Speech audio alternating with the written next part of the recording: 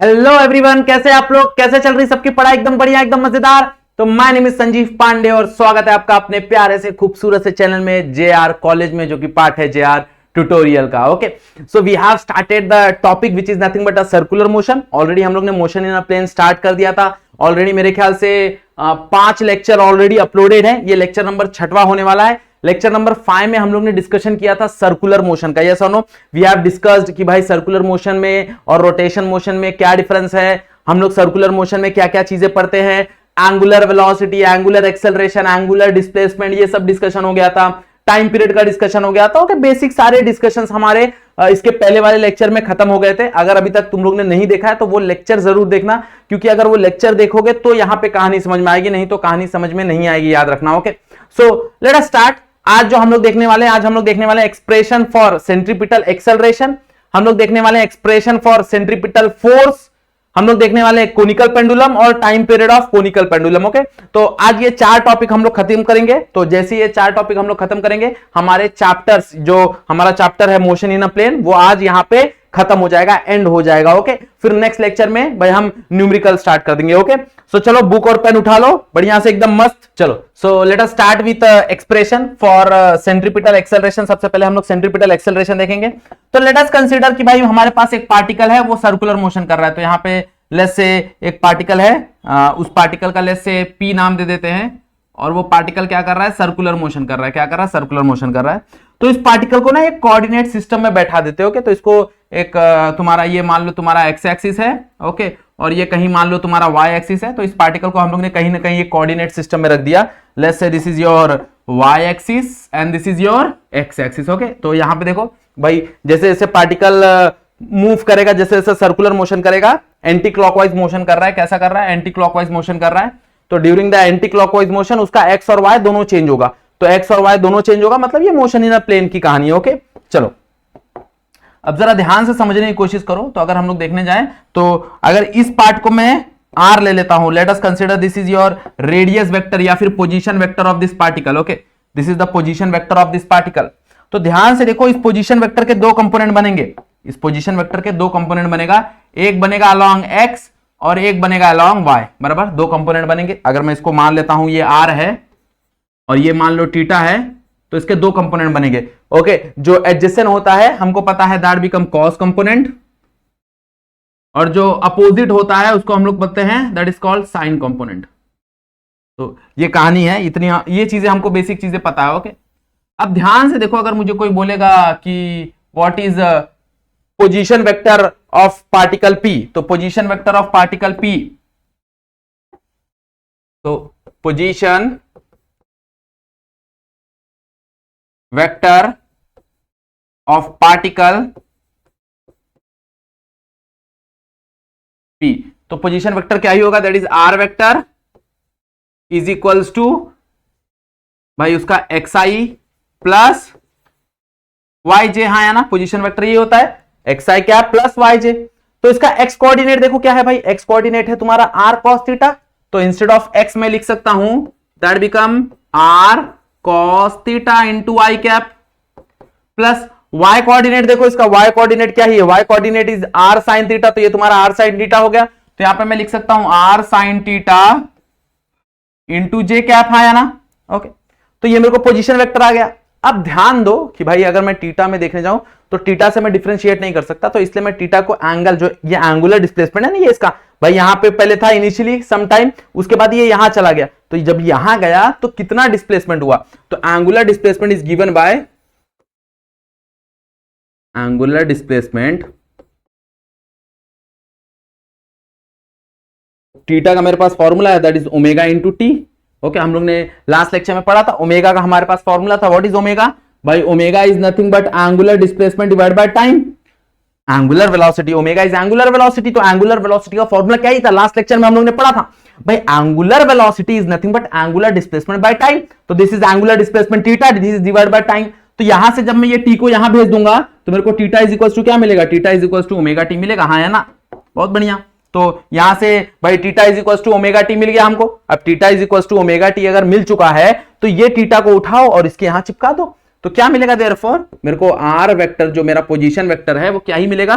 That is R cos theta की जगह क्या आ जाएगा, कॉस ओमेगा टी, तो cos omega T into I cap, I और जे सिर्फ डायरेक्शन बता रहे हैं याद रखना, प्लस आर साइन थीटा की जगह क्या आ जाएगा, दैट इज ओमेगा टी, है ना, ये एक साथ है याद रखना, ये एक साथ है, इंटू जे कैप बराबर, ये मेरे को आर वेक्टर आ गया, मेरे को पोजीशन वेक्टर आ गया। अब अगर मेरे को कोई वेलोसिटी निकालने बोले तो भाई वेलोसिटी क्या ही होगा, वेलोसिटी होगा इसका डिफरेंशिएशन, तो velocity is nothing but dr by dt, है ना भाई, वेलोसिटी क्या ही होता है, velocity is dr by dt, है ना, वेक्टर है तो हम वेक्टर का कंसिडरेशन लेके चल रहे हैं। What is dr by dt, इसको अगर मैं डिफरेंशिएट करूंगा तो इसको डिफरेंशिएट करने पे मेरे को क्या मिलेगा, देखो जरा, हम डायरेक्ट डिफरेंशिएट करते हैं तो देखो r कांस्टेंट है, बाहर आ जाएगा, r डिफरेंशिएट नहीं होगा। What is cos omega T, cos का डिफरेंशिएशन क्या होता है, cos का डिफरेंशिएशन होता है माइनस साइन, तो यहां पे तुम्हारा आ जाएगा माइनस साइन ओमेगा टी। अब ओमेगा टी भी डिफरेंशिएट होगा, चेन रूल लगेगा, तो ओमेगा टी को भी अगर हम लोग डिफरेंशिएट करेंगे तो ओमेगा टी को डिफरेंशिएट करेंगे तो क्या मिलेगा, इनटू ओमेगा, है ना। ओके, जैसे फाइव एक्स है, फाइव एक्स को हम लोग डिफरेंशिएट करते हैं, आंसर 5 आता है, वैसे ओमेगा टी को हम लोग with respect to T differentiate करेंगे, आंसर क्या आएगा, omega into I cap, I cap उसका डायरेक्शन बता रहा है, प्लस बराबर प्लस, यहां पे भी डिफरेंशिएट होगा, देखो आर, आर डिफरेंशिएट नहीं होगा। व्हाट इज साइन का differentiation, that is cos, and what is omega T का differentiation, that is omega into J cap, है ना। ये हम लोग ने v निकाल दिया, ये v का वैल्यू आ गया। ओके, इसको थोड़ा सा एडजस्ट कर लेते हैं, तो थोड़ा यहां लिख देते हैं। Okay, clear.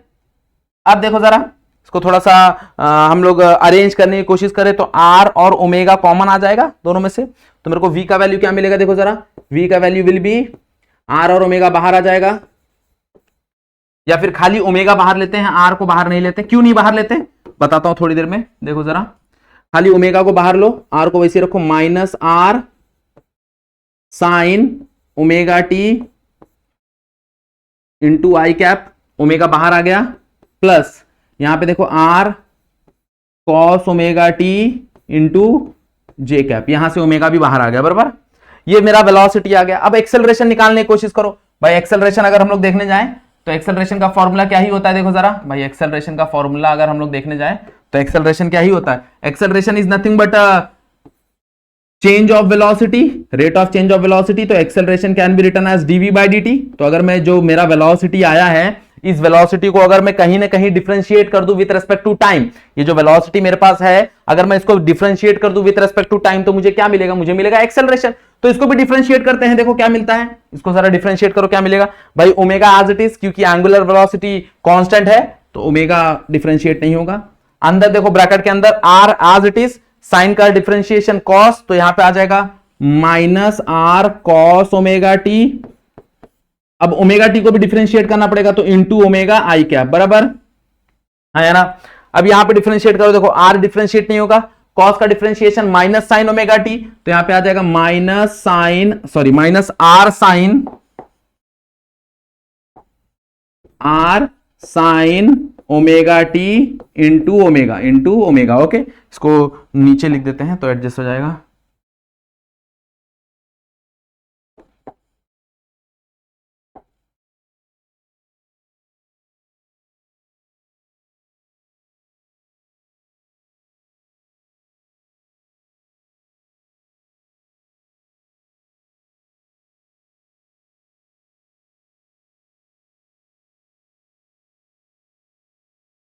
ये भी सेलेक्ट हो जा रहा है, यहां से सेलेक्ट करते हैं।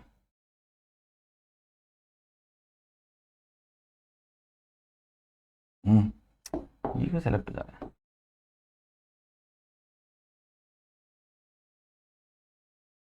अब शायद से नहीं होगा, नहीं होगा, यस।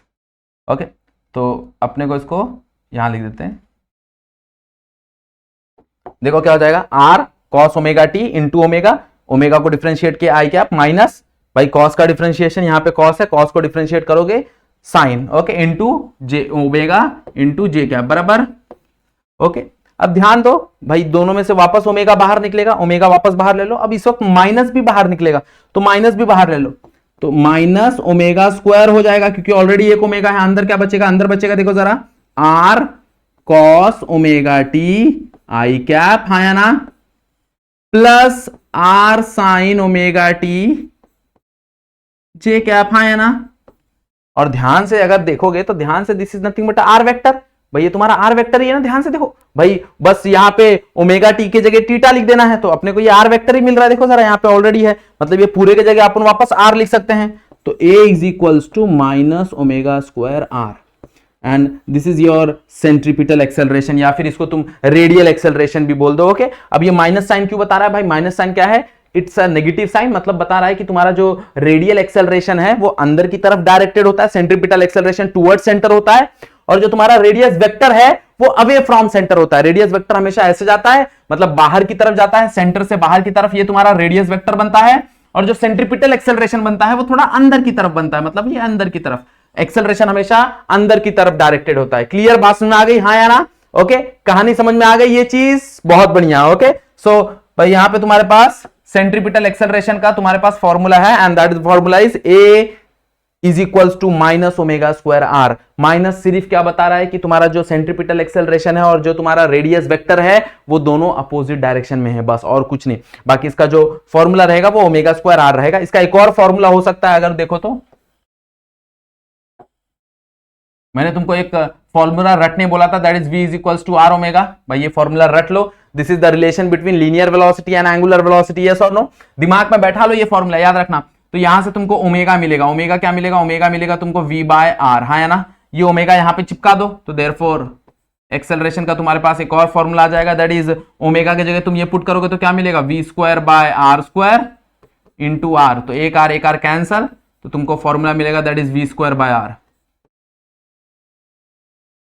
तो तुम्हारे पास दो फॉर्मूला है, दो क्या तीन फॉर्मूला है, यहां से एक और आर निकाल लो, तुमको तीन फॉर्मूला, बट ये दो फॉर्मूला ज्यादा काम आता है, that is v square by R and omega square into R. Okay, ये दो फॉर्मूला है, ये in terms of linear velocity है, ये in terms of angular velocity है। ये दो फॉर्मूला है सेंट्रीपिटल एक्सेलरेशन का जो तुमको काम आने वाला है, याद रखना। ओके, सो ये मेथड है। इसके अलावा भी एक मेथड है भाई, हम लोग वेक्टर के मदद से भी कैलकुलेट कर सकते हैं, बट ये मैं तुम्हारे बुक में ये वाला मेथड दिया है तो हम लोग ये वाला मेथड फॉलो करते हैं। ओके, सेंट्रीपिटल एक्सेलरेशन का फॉर्मूला डिराइव करने के लिए। क्लियर बात में आ गया भाई, कैसे सेंट्रीपिटल एक्सेलरेशन डिराइव करते हैं? यहां पे हम सिर्फ डेरिवेशन की बात कर रहे हैं। बोलोगे सर इसका कंसेप्ट जानना है, सारा चीज जानना है, तो हम लोग ने ऑलरेडी इसके पहले वाले जो लेक्चर्स है वहां पे हम लोग ने सेंट्रीपिटल एक्सेलरेशन, सेंट्रीपिटल फोर्स, सारी कहानी खत्म कर दी है भाई। सारा कंसेप्चुअल टॉपिक इसके पहले वाले लेक्चर में हम लोग ने खत्म कर दिया। यहां पे मात्र सिर्फ हम लोग डेरिवेशन का डिस्कशन कर रहे हैं। ओके, बात समझ में आ रहा है एवरीवन?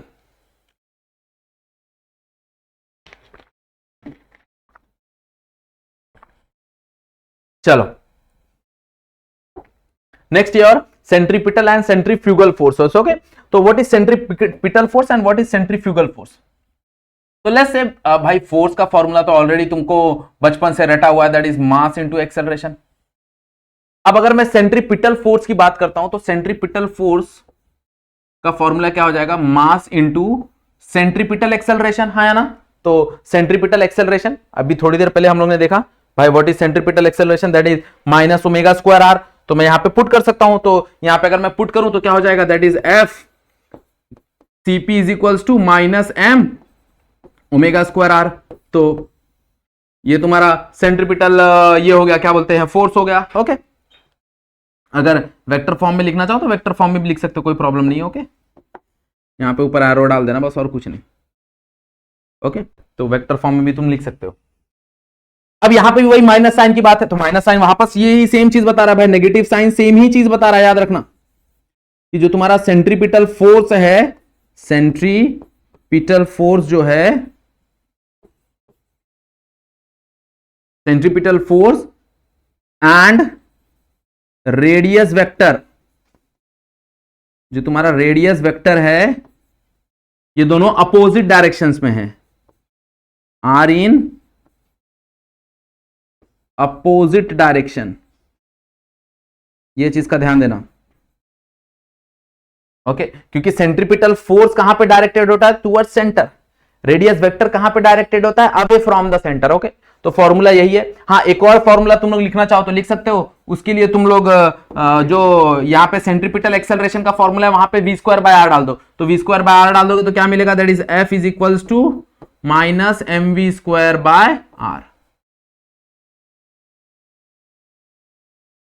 तो you have this formula that is F is equals to minus mv square by R. तुम्हारे पास दो फॉर्मूला है, जैसा तुम्हारा रिक्वायरमेंट होगा। अगर लीनियर वेलोसिटी का रिक्वायरमेंट है तो ये वाला फॉर्मूला यूज करो, अगर एंगुलर वेलोसिटी का रिक्वायरमेंट है तो ये वाला फॉर्मूला यूज करो। ओके, अब अगर हम लोग बात करें सेंट्रीफ्यूगल फोर्स का, तो भाई ऑब्वियसली बात है सेंट्रीफ्यूगल फोर्स का जो मैग्नीट्यूड होता है वो सेम होता है as compare to centripetal force. तो जो भी तुम्हारा सेंट्रीपिटल फोर्स है उसका जो भी मैग्नीट्यूड होगा वो सारा का सारा सेम होगा as compare to centrifugal force, same to same होगा, याद रखना। ओके, सेम टू सेम, कोई भी चेंजेस नहीं होगा, कोई भी चेंजेस नहीं होगा।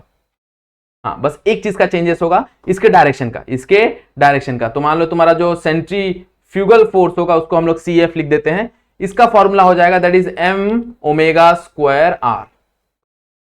अब यहां पे माइनस साइन नहीं रहता। क्यों नहीं रहता माइनस साइन? बिकॉज भाई तुम्हारा सेंट्रीफ्यूगल फोर्स बाहर की तरफ एक्ट करता है और तुम्हारा जो रेडियस वेक्टर है वो भी बाहर की तरफ एक्ट करता है, मतलब दोनों का डायरेक्शन सेम है। सिंस दोनों का डायरेक्शन सेम है तो यहां पे ये प्लस होता है, बस यही कहानी है, बाकी कोई कहानी यहां पे अलग नहीं है। तो सेंट्रीपिटल, अगर तुम फोर्स की सेंट्रीपिटल फोर्स और सेंट्रीफ्यूगल फोर्स के फॉर्मूला देखोगे तो मैग्नीट्यूड दोनों के सेम ही होते हैं, that is m omega square ले लो, या फिर तुम ये वाला फॉर्मूला भी इस्तेमाल कर सकते हो, that is F CF is equals to mv square by r। तो अगर आपसे तुमसे कोई पूछे कि भाई व्हाट इज सेंट्रीफ्यूगल फोर्स, तो mv square by r, what is centripetal force, तो mv स्क्वायर बाय r। बस फर्क है माइनस और प्लस का। भाई माइनस क्या बता रहा है कि this is opposite to the radius vector, this is along to the radius vector. Clear, बात में आ गया? तुम लोग दोनों के दोनों फोर्स से कोई भी सम सॉल्व कर सकते हो। ओके, अगर सेंट्रीपिटल लेके सॉल्व करना है तो सेंट्रीपिटल लेके सॉल्व करो, सेंट्रीफ्यूगल लेके सॉल्व करना है तो सेंट्रीफ्यूगल लेके सॉल्व करो, कोई प्रॉब्लम नहीं है। बस याद रखना है उसके डायरेक्शन की, याद रखना है सिर्फ डायरेक्शन की कहानी। क्लियर एवरीवन, पक्का समझ में आ गया फॉर्मूला? ओके, चलो। सो एक एप्लीकेशन की बात करेंगे भाई, सर्कुलर मोशन, या मैंने तुमको बोला ना सर्कुलर मोशन यहां पे हम लोग ना के बराबर पढ़ने वाले हैं। सबसे ज्यादा जो सर्कुलर मोशन है वो तुम्हारा 12th में है। यहां पे एक सिंपल एप्लीकेशन दिया हुआ है that is conical pendulum. Simple तो नहीं बोलूंगा, हाँ, बट छोटा सा एप्लीकेशन है दैट इज कोनिकल पेंडुलम। तो भाई अगर हम कोनिकल पेंडुलम देखने जाएं तो कोनिकल पेंडुलम क्या ही होता है? कोनिकल पेंडुलम अगर देखने जाओ तो कुछ ऐसा तुमको कोनिकल पेंडुलम दिखेगा।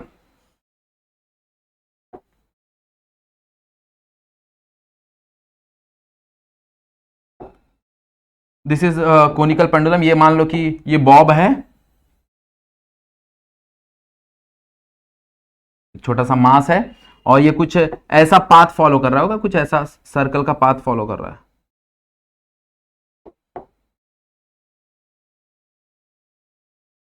ऐसा। तो कुछ ऐसा कुछ कोन बना रहा है, that's why it is called as conical pendulum. Okay, conical pendulum का मतलब क्या है कि इसका जो बॉब है that bob describe a horizontal circle. इसका जो बॉब है वो हॉरिजॉन्टल सर्कल डिस्क्राइब होता है, और इसका जो स्ट्रिंग है दिस इज अ स्ट्रिंग, तो वो स्ट्रिंग एक कोन लाइक स्ट्रक्चर फॉलो करेगा ऐसे। तो तुम देख सकते हो, देखो कोन बन रहा है, एक तरह का कोन बन रहा है। ओके, तो it is called as conical pendulum. It is a simple pendulum, ये एक तरह का सिंपल पेंडुलम है। सिंपल पेंडुलम तुमने पढ़ा होगा। सिंपल पेंडुलम क्या होता है? सिंपल पेंडुलम ऑसिलेट करता है, बट ये ऑसिलेट नहीं कर रहा है, इसका जो बॉब है वो सर्कुलर मोशन कर रहा है। क्या कर रहा है? सर्कुलर मोशन कर रहा है। इंस्टेड ऑफ डूइंग ऑसिलेशन, ये जो बॉब है वो सर्कुलर मोशन कर रहा है। तो ये एक तरह का सिंपल पेंडुलम ही है। It is a simple pendulum which differ from the, भाई सिंपल पेंडुलम से वो कैसे डिफर है कि इसका जो बॉब है वो ऑसिलेशन नहीं कर रहा है, इसका जो बॉब है वो सर्कुलर मोशन कर रहा है, और जो स्ट्रिंग है वो कोन लाइक स्ट्रक्चर बना रहा है। ओके, अब इसका मेरे को क्या बोला जाता है कि भाई टाइम पीरियड कैलकुलेट करो। What is the time period of this conical pendulum, मतलब उसको कितना समय लगेगा एक चक्कर लगाने के लिए। ओके, इसके बॉब को कितना समय लगेगा एक चक्कर लगाने के लिए, उसका एक्सप्रेशन बताओ मुझको। ओके, तो चलो डिस्कस करते हैं भाई, इसके अंदर क्या क्या फोर्स लग रहा है, क्या क्या चीजें हमको पता है, क्या क्या चीजें हमको नहीं पता है। तो हमको कुछ चीजें पता है, लेट्स से इसका मास मुझे पता है, तो इसका मास मुझे पता है, तो भाई इसका वेट भी मुझे पता रहेगा, तो पता रहेगा, पता नहीं पता रहेगा, डाउनवर्ड डायरेक्शन में लगेगा, दैट इज mg, है ना, बराबर। मान लो कि ये तुम्हारा सेमीकोनिकल एंगल है, इसको हम लोग सेमीकोनिकल एंगल बोलते हैं। This is theta called as semiconical angle, क्योंकि आधा कोन का एंगल है ये। ओके, मान लो ये तुम्हारा हाइट हो जाता है, मान लो ये तुम्हारा रेडियस हो जाता है, जो हॉरिजॉन्टल सर्कल है उसका रेडियस हो जाता है ये। ओके, और मान लो ये तुम्हारा पूरा लेंथ है, कोनिकल पेंडुलम का ये लेंथ है, तो इसके ऊपर भाई ये स्ट्रिंग है, तो स्ट्रिंग है मतलब इसके ऊपर एक फोर्स एक्ट होगा, that force will be a tension force, तो let's say that tension force is T dash. Okay, T नहीं लेते उसको, क्योंकि हम लोग कोनिकल पेंडुलम का जो टाइम पीरियड होता है उसको टी लेते हैं, तो इसको ले लेते हैं टी डैश। क्या ले लेते हैं? T dash. ओके, तो देखो जरा थोड़ा बहुत रिजॉल्व करने की कोशिश करते हैं। तो कैसे रिजॉल्व करेंगे, हम लोग ने ऑलरेडी रिजॉल्व करना देखा है। तो यहां पे ये अगर टीटा है तो मेरे ख्याल से ये भी टीटा हो जाएगा। अल्टरनेट एंगल देखो जरा, जेड बन रहा है अल्टरनेट एंगल। ये अगर टीटा है तो ये वाला component that become cos component, तो T dash cos theta and this component become, भाई हम लोग रिजॉल्व कर रहे हैं ना, जिसके साथ टीटा अटैच होता है दैट बिकम कॉस, जिसके साथ टीटा अटैच नहीं होता है दैट बिकम साइन, तो टी डैश साइन टीटा है ना। ओके, अब देखो towards centre, towards centre, centre की तरफ फोर्स कौन सा लग रहा है, सेंटर की तरफ फोर्स लग रहा है टी डैश साइन टीटा। अब मैंने तुमको बताया भाई सेंट्रीपिटल फोर्स कोई नया फोर्स नहीं है, ये एक नामकरण का फोर्स है। मतलब जो भी फोर्स अंदर की तरफ लग रहा है उसको तुम नाम दे दो, it is a centripetal force, बराबर। मतलब वो फोर्स किसकी वजह से होगा, वो सेंट्रीपिटल की वजह से होगा, या फिर मैं बोल सकता हूं सेंट्रीपिटल किसकी वजह से होगा, सेंट्रीपिटल इसकी वजह से होगा। ओके, मतलब हम लोग बोल सकते हैं the necessary centripetal force, the necessary centripetal force, the necessary centripetal force is provided by, कौन प्रोवाइड करेगा, is provided by the horizontal component of the tension। भाई ये तुम्हारा वर्टिकल कंपोनेंट है, ये तुम्हारा हॉरिजॉन्टल कंपोनेंट है, तो is provided by the horizontal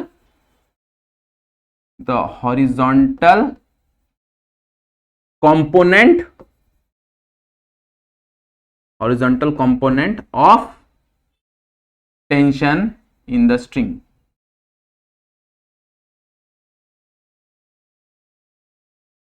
है ना, टेंशन इन द स्ट्रिंग। तो देखो मैं लिख सकता हूं that is T dash sine theta बराबर होगा M V square by R, या फिर हम लोग डायरेक्टली लिख दें एम ओमेगा, तो एम ओमेगा स्क्वायर आर। हमको फॉर्मूला पता है सेंट्रीपिटल कहां है ना। अब एक और चीज देखो भाई, यहां पे देखो भाई, ये जो वेट है, ये वेट किससे बैलेंस्ड हो रहा है, वेट डाउनवर्ड डायरेक्शन में है, वेट बैलेंस्ड हो रहा है टी कॉस थीटा से। तो यहां पे मैं एक और चीज लिख सकता हूं कि भाई T dash cos theta also T dash cos theta किससे बैलेंस्ड हो रहा है, एमजी से बैलेंस्ड हो रहा है ना। वो किससे बैलेंस्ड हो रहा है, एमजी से बैलेंस्ड हो रहा है। अब एमजी से बैलेंस्ड हो रहा है, देखो इसको इक्वेशन नंबर 1 नाम दे दो, इसको इक्वेशन नंबर 2 नाम दे दो, दोनों को सिंपली डिवाइड कर दो, दोनों को सिंपली डिवाइड कर दोगे देखो क्या ही मिलेगा। तो T dash sine theta divide by, मेरे ख्याल से तुम इसके आगे खुद से ही सॉल्व कर सकते हो, देखो जरा मुझसे पहले तुम खुद से सॉल्व कर सकते हो, M omega square R divide by M G. तो मास से मास उड़ जाएगा, टेंशन से टेंशन उड़ जाएगा, है ना। Sine theta by cos theta that become tan theta, तो यहां पे तुम टैन थीटा लिख सकते हो। यहां पे क्या हो रहा है देखो जरा, ओमेगा स्क्वायर आर बाय जी, तो यहां पे भेज दो जी, और यहां पे आ जाएगा ओमेगा स्क्वायर आर, तो आर को भी डिवाइड में भेज दो, तो आर को भी डिवाइड में भेज दोगे, तो यहां से तुमको ओमेगा क्या मिल गया, ओमेगा मिल गया तुमको जी टैन थीटा बाय आर, हाँ है ना। ओके, टेकिंग स्क्वायर रूट, भाई यहां पे स्क्वायर रूट ले लो, तो स्क्वायर रूट लोगे तो क्या मिलेगा, दैट इज ओमेगा बराबर हो जाएगा अंडर रूट, ये सारा अंडर रूट में चला जाएगा, that is G tan theta by R, तो G tan theta by R, हाँ है ना। अब व्हाट इज टैन थीटा, तो डायग्राम से हम लोग टैन थीटा देखने की कोशिश करेंगे, डायग्राम से टैन थीटा कैलकुलेट करने की कोशिश करो। तो डायग्राम से अगर हम लोग टैन थीटा कैलकुलेट करेंगे तो क्या मिलेगा देखो जरा, तो टैन थीटा क्या ही होता है, फ्रॉम फिगर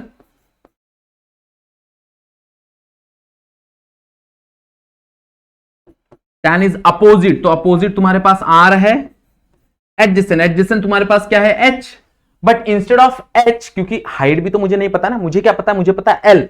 तो देखो जरा अगर ये एल है तो इसका एडजेसेंट कंपोनेंट क्या होता है, that is L cos theta.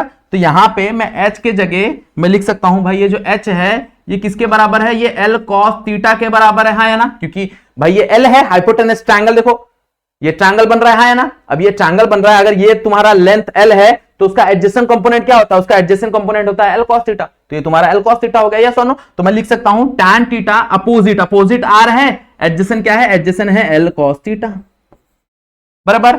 तो यहां से टैन थीटा सब्स्टिट्यूट करो, देखो क्या मिलेगा, so therefore omega is equals to under root, ध्यान से देखो जी वैसे ही रहेगा, टैन थीटा की जगह क्या आ जाएगा, that is L cos theta, तो भाई यहां पे R divide by L cos theta,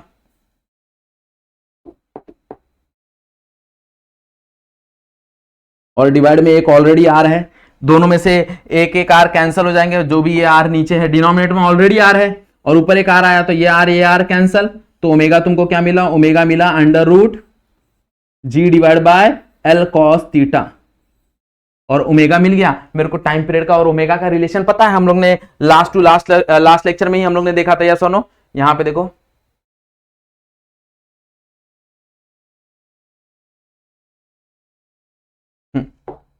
यहां पे देखो ऑलरेडी हम लोग ने ओमेगा और टाइम पीरियड का रिलेशन यहां पे डेवलप किया था। ये चीज मैंने तुमको बोली थी भाई, दिमाग में बैठा लो। तो omega is equal to 2π/t होता है, हाँ या ना। तो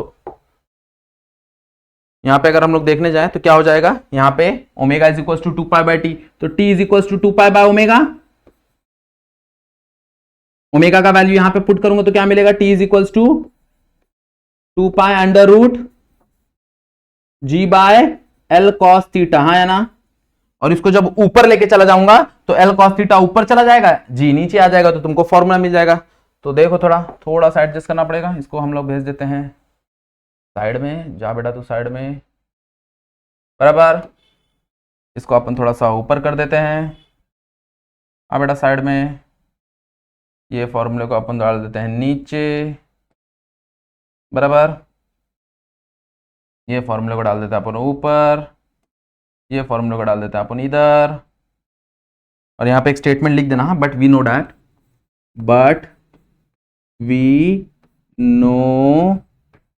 दैट, ओके, हमको ये पता है भाई टाइम पीरियड किसके बराबर होता है, 2π/ओमेगा के बराबर होता है, ओके। और ये चीज अगर हम लोग सब्स्टिट्यूट करेंगे तो अपने को ये मिलेगा।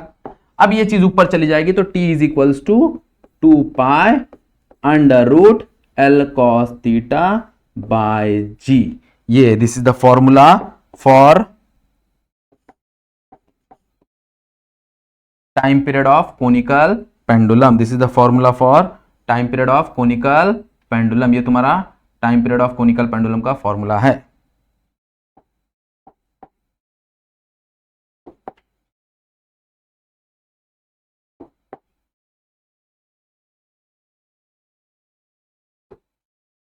क्लियर?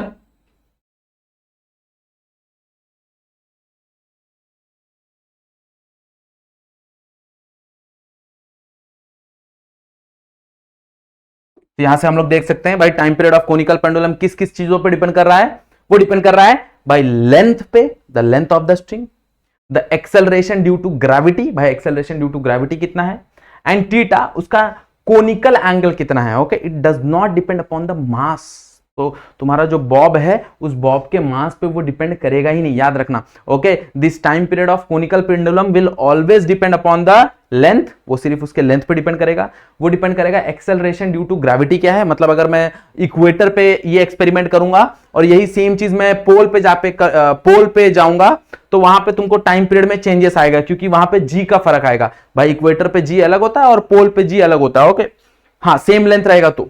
और अगर मान लो जी मैं सेम लगता हूं तो अगर मैं लेंथ चेंज करूंगा तो मेरा टाइम पीरियड चेंज होगा, नहीं तो length is directly proportional to root of time period is directly proportional to the root of length. Okay, तो और inversely proportional to the root of G. Okay, याद रखना मास पे डिपेंड नहीं करता, मास ऑफ द बॉब तुम छोटा लो बड़ा लो उससे टाइम पीरियड पे कोई भी लेना देना नहीं रहेगा।